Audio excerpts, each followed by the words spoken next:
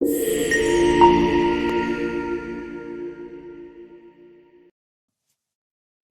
mo ba, may mga tao na hindi sinasadya pero tinetest kanila through their actions, choices at minsan through silence.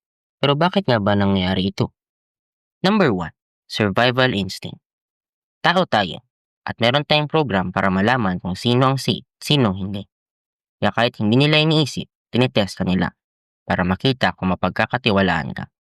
Simple things like kung paano ka mag-reply, kung consistent ka, at kung may malasakit ka. These are subconscious tests. Pangalawa, emotional patterns. Kung nasaktan sila noon, automatic na naglalagay sila ng filters kapag may bagong papasok sa buhay nila. Tinitingnan nila kung uulitin mo rin ba yung pattern ng taong nanakit sa kanila. Hindi nila yun sinasadya. Defense mechanism lang nila yon.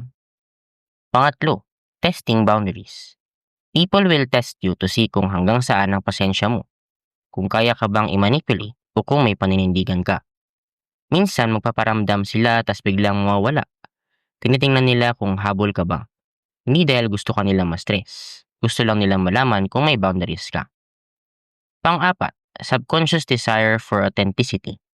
Hindi nila ginagawang challenge ang buhay mo. Hinahanap lang nila kung totoo ka ba o hindi. Kung papayag ka sa disrespect, o kung nagpapanggap ka, o kung consistent ka kahit wala nakakakita. Kaya tandaan mo, kapag may taong parang sinusubo ka, hindi manipulation yon. Minsan, ito lang ang paraan nila para malaman kung sino ka talaga.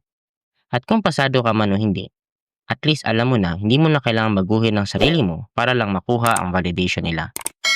The right people won't test your worth. They will recognize it. Nagustuhan mo ba ang video nito? Don't forget to like, share, and subscribe to our YouTube channel.